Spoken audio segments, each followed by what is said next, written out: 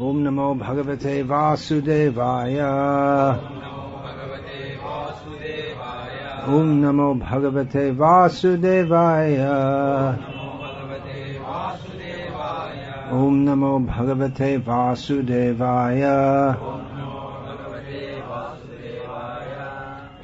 Shri Vishnu Sahasranama 505 Somapah.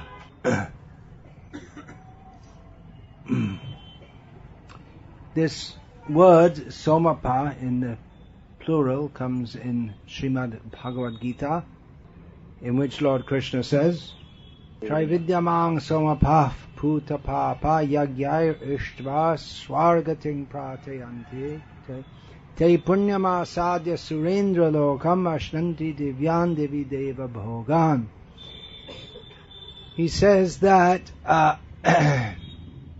persons desiring to go to the heavenly planets, they perform sacrifices according to the prescriptions of the three Vedas. And in the course of performing those yagas, they drink soma. They become somapah, which means drinker of soma. You have your hand on your mouth, means you don't want to drink anything, but you shouldn't have your hand on your mouth. Not you. No, it wasn't you. You had your hand in your mouth. I didn't see, but behind you, there's someone. Hand on the mouth means. And by drinking that soma, they become free from all sins, or they become purified from sins. Performing worship by this process of sacrifice, they desire to go to the heavenly world, and they can actually, by such pious activities, they can actually attain to the planet of Indra, where they can enjoy heavenly delights. And in the next verse, Krishna says, Tetang bhuktva swargalokam vishalam kshine punye martya lokam vishanti evang trai dharmamanu prapana gata gatam kama kama labhante. He says that when the results of their pious activities are exhausted, they fall down again to this present world in which we're living. They enjoy tremendous heavenly planets, but then they fall down again to this place of death. And then again they perform sacrifices and go up, and this way they go up and down, up and down, up and down, up and down. And anyway, even prior to this in Bhagavad Gita, Lord Krishna has certified that this material world is dukhalayam. It is a place of misery. And it is ashashvatam. Everything here is temporary. So the position attained by drinking somarasa is not actually happy, and it's not permanent. So in this way, Krishna is criticizing those who want to become drinkers of somarasa and enjoy the heavenly world, although this is recommended in the Vedas. So Krishna is attacking the Vedic conclusion, it appears. Soma, I should make that point first, is a kind of plant, the juice of which is extracted at sacrifices and drunk by the performers of sacrifices, not by the yajyaman. I didn't hear about the yagyiks, the brahmanas, they don't drink it, but those who sponsor the sacrifice. The yagyik is the brahmana who performs the sacrifice, and there are various categories of brahmanas who do that. And the yajyaman is the person who organizes, sponsors it, that means arranges for the financial remuneration and so on, and who takes the benefit. So this whole process is criticized by Krishna in the Bhagavad Gita. So Somapah is a pious but foolish materialistic person. Foolish because he desires something which is not actually desirable. So how is his name Somapah? Krishna's name here in Vishnu Sahasranama, his name is Somapah.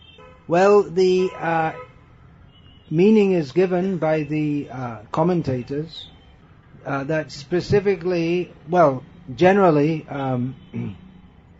the deity who's invoked in a yajna they are offered the Soma Rasa first. So, in the form of the demigod, Vishnu accepts the Soma Rasa. And specifically, Bhagavan Ramachandra performed many, many sacrifices, one after another. After the disappearance of Sita, he just went on performing one major yajna after another. So I may say, well, why does he do that? If he teaches later as Krishna the ultimate insubstantiality of performing sacrifices, then why does he do it? Now, of course, Ramachandra Bhagavan, he is known as Maryada Purushottama, who establishes the Supreme Lord who establishes the Vedic path. So the Vedic path is meant to lead ultimately to Krishna, Vedaischa sarverahameva vedyaha. But people are at different levels. So for people who are very much interested in material enjoyment, the Vedic path is to perform yajnas. And in this way they worship Krishna, who's mentioned here in Vishnu Sahasranama by various names such as Yajna, Yajnapati, Yajnabhuk. So there's nothing wrong in sacrifices in and of itself. In and of itself, that means by its swabhavata. If one performs sacrifices only for the pleasure of Krishna, then that is pure devotional service. But most people do it for the sake of trying to please themselves, which isn't pure devotional service. But it is much, much better than being like Ravana, who wants to enjoy himself but wants to do so by force or by demoniac means. So Krishna is pleased by people who perform these sacrifices, because they're on his path. They show their respect to him by following the Vedic path, which is enunciated by himself.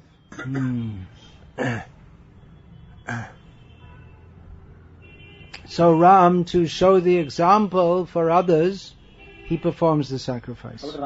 He has no desire to go to the heavenly planets. Himself is the ultimate transcendence far beyond the heavenly worlds. Now, another meaning of Somapah is given by Baladev Vidyabhushan and others. Soma can also be understood as Sa Uma, with Uma, means Shiva, who is with Uma, who is his wife. So, Somapah means to drink Somaras. Pa can also give the idea of protection. So who protects Shiva is Vishnu. As we see, for instance, at in the 7th canto of Bhagavatam, it's described how Lord Shiva became disappointed in attacking the cities of the demons. But when he was empowered with the weapons given by Lord Vishnu and the instructions given by Lord Vishnu, he was able to conquer over the 3 cities of the demons. And then he got, actually to be more precise, it was the Daityas, not the Rakshasas. Often they're used synonymously, but there is a difference. It's to be more specific. These were specifically Daityas. So, and then he got the name, Lord Shiva became known as what name? Do you know? You're nodding your head like this in Tripurari, the 3 cities of the demons. One made from gold, one made from silver, one made from iron. He destroyed the Tripura, the enemy of the 3 cities. So he was able to do that by the mercy of Lord Vishnu. So in this way, Krishna protected Shiva's his dignity. So the next name, 506, is Amrtapah, who is the drinker of nectar. Now, at name 119, approximately, depending on which recension you're reading, the name is already given Amrita. So Amrita is a name of Vishnu, and here the name is given he who drinks Amrita. So he's drinking himself. It might sound strange, but everything about Bhagavan is avang manasa gochara. It's beyond our ability to properly describe or even imagine.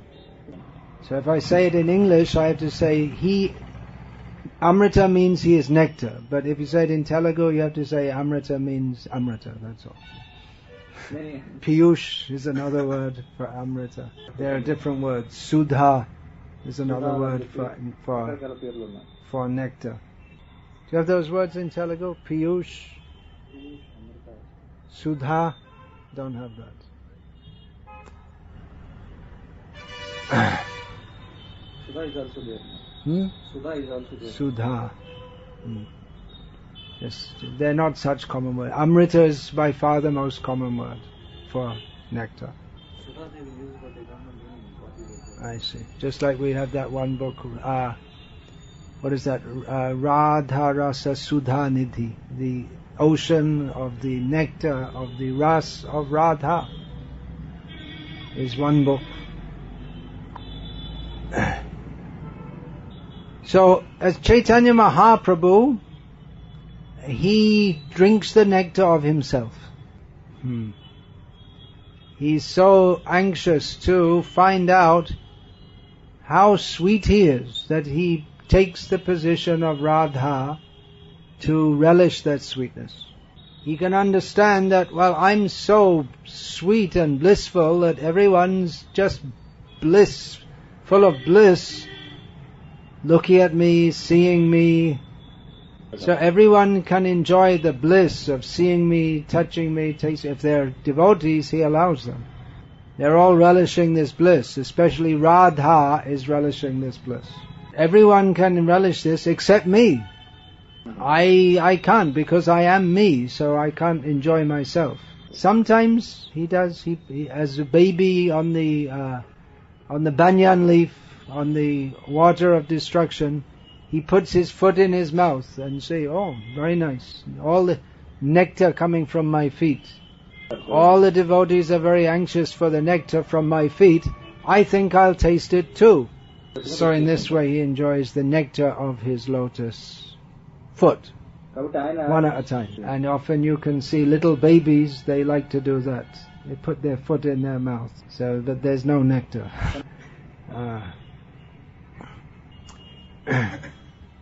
So in this way Chaitanya Mahaprabhu, not just sometimes but all the time, he takes the role of Radha to enjoy the nectar of himself. He tastes the nectar, especially of Krishna, in the form of his holy name, and in this way he encourages others to relish the nectar of the holy name. He personally distributes the nectar of his holy name, and he inspires his devotees to also do so. Bhaktivinoda Thakur sings, Krishna Nam Sudha, that word comes, Krishna Nam Sudha Koriya Pan. He instructs everyone, drink the nectar of Krishna's name. So Chaitanya Mahaprabhu, he personally relishes and the nectar of Krishna's name, and he distributes. You also drink it to others. There's plenty, there's no shortage. The topics of Krishna, Krishna Katha, Chaitanya Mahaprabhu relishes. Then the nectar of Krishna's everything, Krishna's form, Krishna's pastimes, Chaitanya Mahaprabhu takes on as a full-time, lifelong, moment-by-moment occupation, drinking the nectar of Krishna. Non-devotees can't understand this. They will say, well, what are you doing? Just sitting in some hut here, some hut? You should be working, earning money. Earn money, build a big house. Then you can sit inside the house with a big TV and a big dog, and you can have a big fight with your wife, and you can be respectable in this way. But devotees, they are prepared. They don't care for anything in this world. Tyaktva turnamashesha mandalapati shrening sada tuchavat. The 6 Goswamis, they were very big, at least Rupa and Sanatan especially, and very big, highly posted government officers. Raghunath Das was immensely rich, and Jiva Goswami was the nephew of Rupa and Sanatan, and Raghunath Bhatta and Gopal Bhatta. They weren't related, but they were from very high-class Brahmin families. But they gave it all up as just insignificant. Budvadina Ganesha ko karunaya kopina kantashrito. They deliberately took a very low position. They only had some beggar's quilt to protect them from the cold. That was their one possession, and another possession, the kopin, their covering cloth, just to cover their private parts, and then the kamandalu, water pot. That was it. That was their possessions. And they did this out of great mercy for the living beings, because they personally relished and they distributed also that relish, surfacing and submerging in the waves of the ocean of the nectar of the Gopi Bhava Rasa, which Shri Gauranga Gunanu Varnana Vidho Shraddha Samridhyanvi Papot. Anyway, there are so many descriptions how they were mercifully distributing the topics of Radha, Krishna and Gauranga to save the people from the gross materialism and from the Mayavad. So in this way, they tasted the nectar of Krishna and they distributed the nectar of Krishna. And the more they distributed it, the more they tasted it. This is Chaitanya Mahaprabhu's mercy. He expands himself as his devotees to expand the distribution of nectar everywhere. He tastes the nectar. Now, if a materialistic person gets something they want, they think, oh, I have to keep it for myself, don't let anyone else get it. Or they think, I'll share it with my family, at most.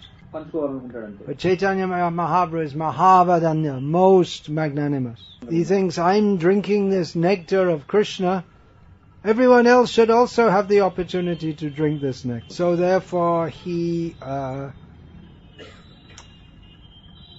personally comes to this world and gives his direct association to others.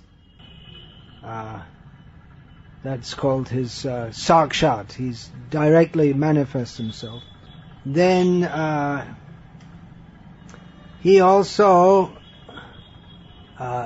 appears in various forms as his avirbhav. He apart from his original form, he appears, just like, for instance, wherever Nityananda Prabhu would dance in Kirtan, Chaitanya Mahaprabhu would also be present. Whenever Shachi Mata would offer food to him, even though Chaitanya Mahaprabhu was in Puri, he would personally go and take that offering. And he also manifests himself by Avesh. He enters into or empowers certain of his very dear devotees, so they also become empowered, just like Chaitanya Mahaprabhu, to distribute the nectar of Krishna.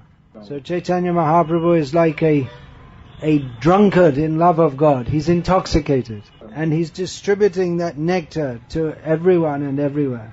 Now, others who are famous as drinkers of nectar are the demigods. That there was a churning of the milk ocean by the demigods and the demons. Here demons has got to be daityas, because it's specifically the daityas here. When we say daitya, that usually or often includes the danavas also. There is a difference actually, because daitya means the sons of Diti, and they may actually follow the Vedic principles in many ways, but Rakshasa means they have no scruples whatsoever. They don't follow the Vedic culture. They might do. The Ravana was known as a Rakshasa, yeah, there is a technical difference between Daitya and Rakshasa. So, ultimately the nectar, the Amrita, was produced from that churning of the milk ocean. And the demigods, they were authorized by Mohini Murti to drink that nectar, not the demons.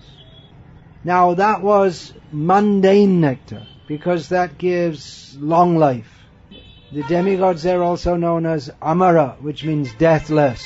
And Amrita gives the same understanding. No death. But this material world is the world of death. So if we say no death, that means not much death, but there's something.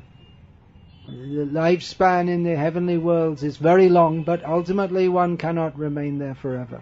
And one does not suffer death in the terrible way that one suffers in this sphere, but still one is forcefully taken out of that situation. So Mohini Murti, she wanted to give the nectar to the demigods and not to the demons, because the demons, they would misuse that facility. Ultimately Rahu got a little, and ever since he's been causing so much trouble to the sun and the moon. But Chaitanya Mahaprabhu, he distributes the nectar of Krishna Bhakti, of course especially to the devotees, but he's willing to give it to the demons also. He will convert them into devotees. That's not the mundane nectar, that's the absolutely spiritual nectar of pure love of Krishna. And Rahu, out of his mischievousness of trying to swallow the moon, he also had a role to play in Chaitanya Mahaprabhu's pastimes. Can anyone think what that is? At the appearance of Chaitanya Mahaprabhu, that verse is given. Akalanka. Akalanka, what is that?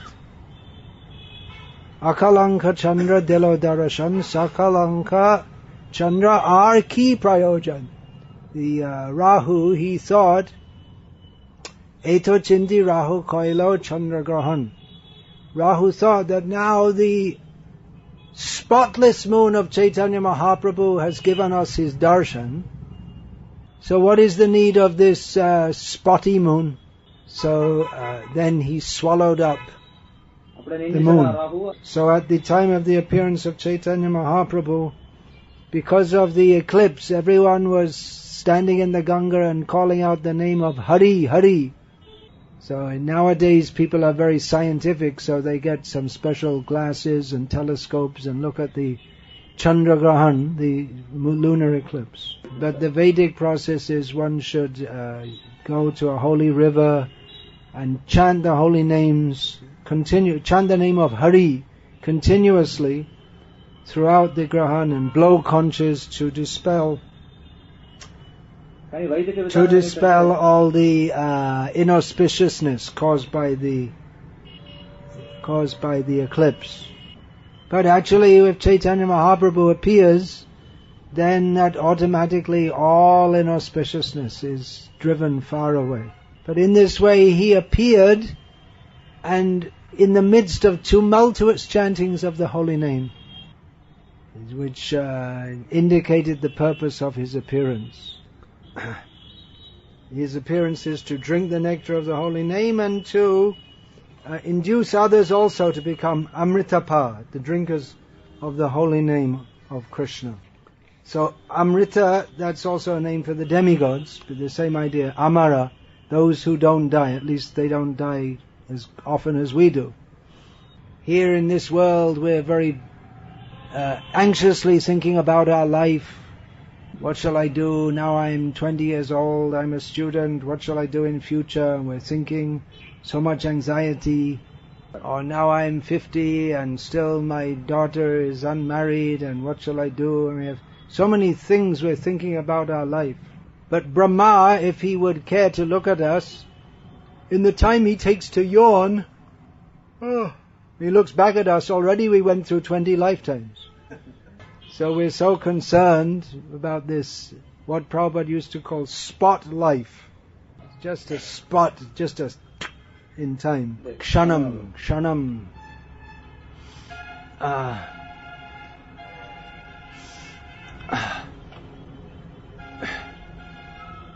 So the demigods are also known as Amrit, seemingly deathless, but Krishna, he is Amrtapah. Here, Pa also means protection, so he's the protector of the demigods. He also protected the nectar to save it from the demons.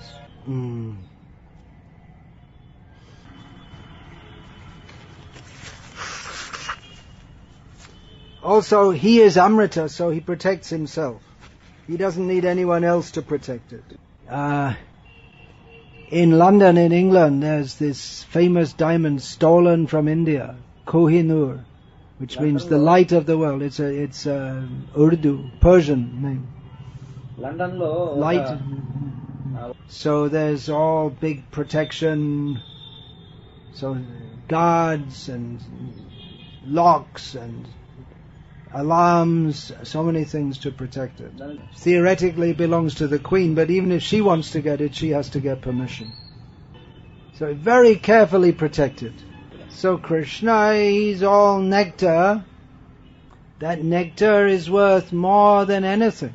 Just like speaking about the Rupa and Sanatana, how they gave up all their wealth to live in apparent poverty. They were very rich with Krishna consciousness. Another narration is given of one man, he wanted to get the most valuable thing in the world. He was told it's with Sanatana Goswami. So he came and he found Sanatana Goswami looking like a beggar. So the man asked him, do you have the most valuable thing in the world? He said, yeah, that's a touchstone. It can turn anything into gold. It's over there in the garbage. You can take it if you want. So then he thought, the man thought that if he's got this, then why is he living as a beggar? He must have something more valuable. And then Sanatana said, yeah, but you can't, if you want what I've got, which is more valuable than that, you can't have that also. As Lord Jesus famously said, you cannot love God and love mammon. Mammon means material opulence. That's one of the famous sayings of Jesus, that somehow Christians, they know it, but somehow it got reinterpreted, or they don't attempt to live by it. At least not many. There was, when someone, Saint Francis in Italy, when he wanted to actually live like that, it was revolutionary. So many people came to follow him, but even in his own lifetime, he said, don't build big buildings, just live very simply. But even in his own lifetime, his own followers, they already started building big buildings and having big positions. So you can't have both.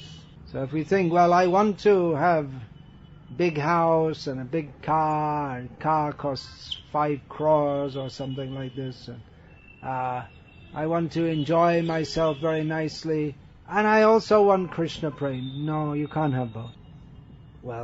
We find so many big kings in the Bhagavatam. They did have both.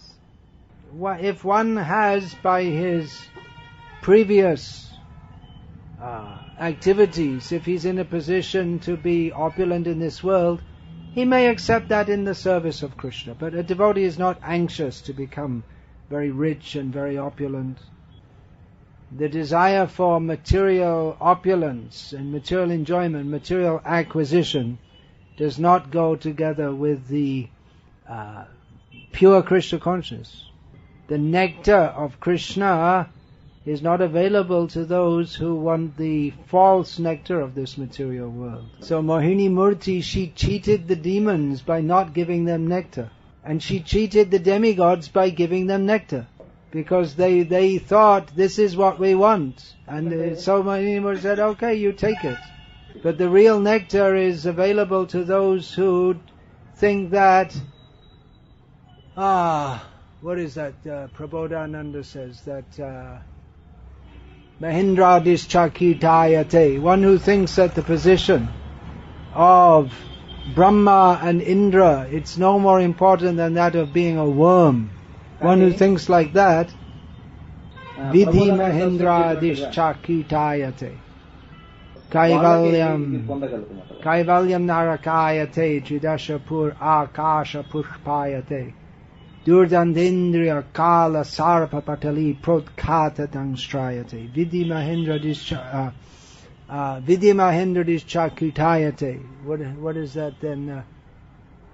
Vidhi mahindradishchakitayate, that comes in the tridashapura akasha pushpayate Yat karunya kataksha vaibhava tam gaurameva stuma.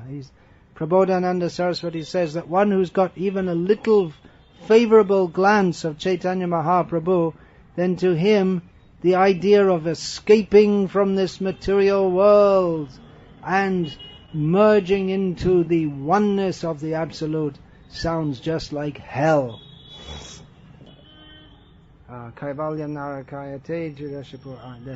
The idea of becoming a great demigod in the heavenly worlds, it seems just imaginary, unrealistic, nonsensical.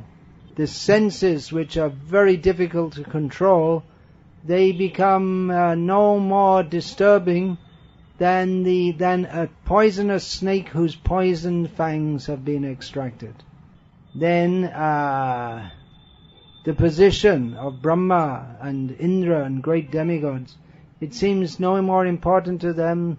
They desire it no more than they desire the position of a worm. So the real nectar is the nectar of Krishna consciousness. Chaitanya Mahaprabhu invites us to drink that.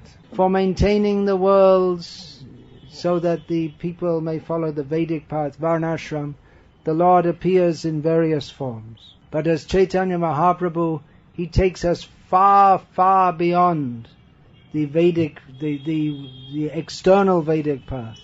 Krishna Vaishayak Prema, Param Purushartha, Jar Age Trinatula Chari Purushartha.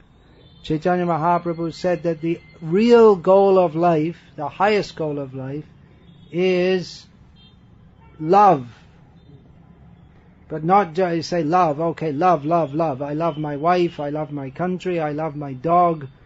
But specifically love based on Krishna. Krishna Vaishayaka Prema. In comparison with that, all this dharma, artha, kama, moksha, religiosity, economic development, sense gratification, and liberation, it just seems completely insignificant. Just like if there's some piece of grass on the road, you might see it, but it doesn't register in your consciousness because it's so insignificant.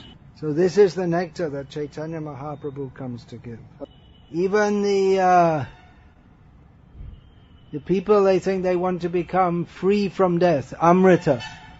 And therefore they perform various austerities to try to merge into the oneness. And they try to understand philosophically, Soham, I am, he is I, we are all together, sitting on a cornflake, and so on. But Chaitanya Mahaprabhu, by giving the nectar of pure Krishna consciousness, Krishna Prema, he makes even the Jnana Marga, or the path of trying to get liberation by philosophical understanding, he makes that seem very, very insignificant. Arasagya kakachushe jnana nimba fale rasagya kukil kai premamramukule. Those who don't know about the rasa, the nectar of Krishna consciousness, they're like crows. They're like crows. And they like to take the bitter fruits of the neem tree. But those who know about the rasa, the nectar of Krishna, they're like the kokil, who sings very sweetly, the kokil. And they like to eat the buds of the mango tree. Abhagya Gyani Ashvadaya Shushka Gyan Krishna Prema Amrtapah Kare Bhagyavan The unfortunate Gyanis, they taste the dry taste of their so-called knowledge. But those who have the Krishna Prema Amrita, they're very fortunate. They drink that nectar. So this Amrtapah, the drinker of nectar, Chaitanya Mahaprabhu wants to make us all drinkers of nectar.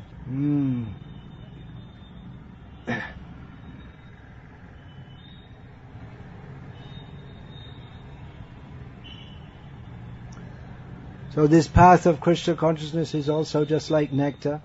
Chaitanya Mahaprabhu, he protects that path.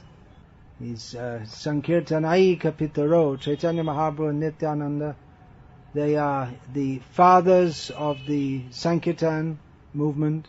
They are Yuga Dharma Pala. They are the protectors of the Yuga Dharma of Harinama Sankirtan. Hare Krishna.